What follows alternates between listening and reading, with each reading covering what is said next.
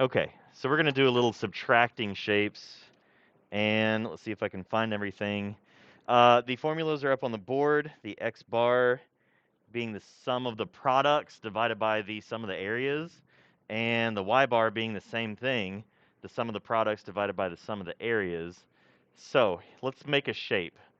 Let's go for this. We're going to make a rectangle, but there's going to be a little extra chunk taken out of the rectangle, like so. So if we were trying to look for the center of mass of this object, and let's take our reference point and just set it to the bottom left down here.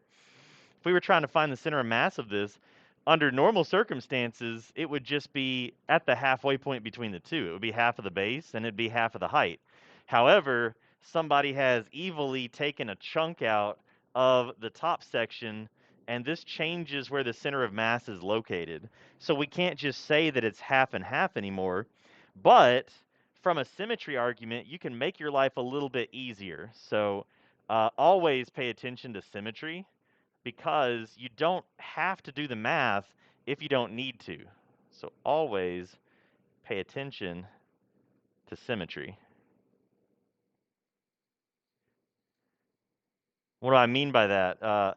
One of these, the x bar or the y bar, you don't have to go through the complicated calculations for it in this case. Yeah, the x bar you don't have to worry about, because if you look at it, you can take a line and you can draw it down the middle, and it's symmetric on both sides. So we can do the calculations if we want to, but what's going to end up happening is your x bar is going to be right here in the middle. Let's put some dimensions to this.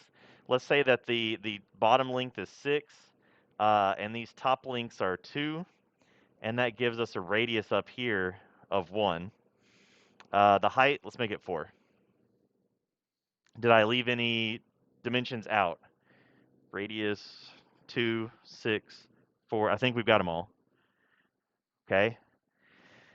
So for the x bar, all you have to do, and whenever you're showing this to me in like work, you can just say that x bar, and you can just write by symmetry. You don't actually have to do the formula. And then you can say is equal to the halfway point. That's going to be 3 units squared. Okay. So you don't have to do the sum of the products divided by the sum of the areas if you know that it's going to be there. Okay, if you were to twist this thing around on that axis, it would spin right around the center. Now, unfortunately, the y bar is not halfway. We know that the y bar is going to be like a little bit lower, probably closer to down here, ish, in this location, because there's a notch taken out of the top. So there's more weight, there's more mass at the bottom. So we're going to have to do the calculations for that in order to get it to where we want. Okay, so let's try that. We're going to do the y bar, and for the y bar, we're going to need 2 shapes. So one of the shapes is cut out, and it's the semicircle, and the other shape is the rectangle itself. So I'm going to say that this one is shape A, and this one is shape B. Okay, which means we're going to need a y bar A, we're going to need a y bar B, and we're also going to need a area of A, and we're going to need an area of B. We're going to need all 4 of these things in order to actually calculate the y direction of the centroid. So let's see what we've got here. What is, for shape A, what is the y bar position? What is the y bar position? We're looking for, like, think of it as this big rectangle all the way up here. Okay? It is not 4. Can't be 4. It's 2. Yeah, it's going to be halfway. It's going to be the halfway position. So for this rectangle, it's going to be the halfway position. So our y bar for A is going to be 2 units high. The y bar for B is going to be up here at this location somewhere. So we're looking for our distance from the bottom all the way up to this part of the circle. So we can't just use the formula by itself. We have to use the rest of it. Okay, so what is our formula for a semicircle center of mass?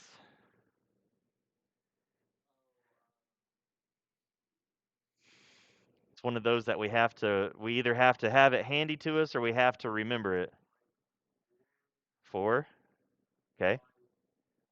Uh, mm, 4 times r divided by 3 times pi. That is what it is. Yeah, 4 times r divided by 3 times pi. Our radius is 1, so that makes our life a little bit easier. So it's just 4 times 1 divided by 3 times pi, and that gives us a number. So we can calculate that out. Just make sure that you're dividing the 3 and you're dividing the pi. So it's 4 divided by 3 divided by pi, and that comes out to be 0.424. So I'm going to write this as 0.424, and then I'm going to write up here, this is for the semicircle. And I'm writing that specifically for a reason, because a lot of people will just write 0.424 and then say that, oh, hey, well, that's my answer. But we're not quite there yet. That formula is the centroid for the semicircle, but that's not really equal to y bar b, okay? Because we actually have to go from the bottom of the rectangle up to the semicircle. So that 0.24 that you guys just found was from the top of the rectangle down. So that distance that you just found, that 0.424, is this distance that I'm going to put in yellow right here. This is the distance that you found, okay? So what we need is we need to find the distance from the... We totally can, yeah. So we know that this total distance is 4 units. So we can just say that the centroid length is now going to be 4 minus 0.424. And that gives us our actual centroid position for the semicircle. So that's 4 minus 0.424. That comes out to be 3.576. So the y bar for B is actually equal to 3.576. Let's make it 3.58. Let's just go two decimal places. Okay. So be careful whenever you do that. Don't just use the formula. You have to use the formula, and then you have to think about what you're doing. So use the formula and then do some thinking with it, and then you're good to go. The area of A is not bad because we have to find the area of this rectangle. What is the area of this rectangle? 6 times 4 is 24 units. The area of B is the area of a circle that's been cut in half. So that one's a little bit trickier to think about it. So what is the area of a circle? Okay, the area of a circle is pi r squared, and then we're going to have to take that number and cut it in half. So since the radius is 1, then that's going to be pi times 1 squared divided by 2, which is really just pi over 2. Which the math teachers would tell you to just leave it as pi over 2, but we are not math teachers, nor are we math students right now. We are engineering students. So we're going to type in pi over 2 and get a nice nasty decimal out of it and say, you know what, that area is 1.57. Okay? Now, it's also important to note that this is a negative area. So since this is subtracting, this is going to be negative. So I'm going to go ahead and I'm just going to write a negative right here for negative 1.57 so I don't forget about that. I'm not adding this area on to this area was cut out of the shape. So this is going to be a negative area. I'm going to be subtracting that away.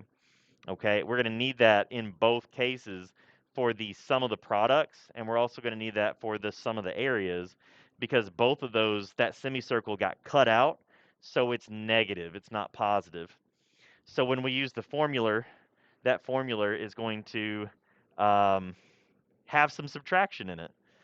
Okay, I think I can squeeze this in right over here, so I'll erase this and give myself at least a fighting chance.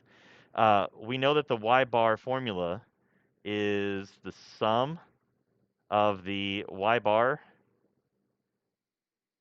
times the area divided by the sum of the area. So let's try this.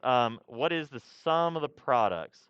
Let's do this first. What is the sum of the products? So we're going to do y bar I, ai, and that's just a symbol for, hey, let's take these and let's actually put the products together. So I'm going to take my y bar a, which is 2, and I'm going to take my a for a, and that is a for area. My area for a, and that's 24. So that's y bar a times a of a minus, okay, y bar of b, which is zero point 0.4. No, I almost did it. That's a problem. Get rid of that. It's 3.58 times the area of b, 1.57. I already pulled the negative out. Okay. If you didn't think about the negative and you just added it, whenever you had that negative 1.57 down there, that's multiplying by a negative number, and that would be the same as subtraction. So it's a way to kind of catch yourself. All right. This comes out to a number, and we need to find that one first. Let's go ahead and just consolidate this down to a number. So that's 2 times 24. Just put 2 times 2 in the calculator. 2 times 24 minus the product of 3.58 times 1.57, close parentheses, and that comes out to be 42.38. So we got 42.38.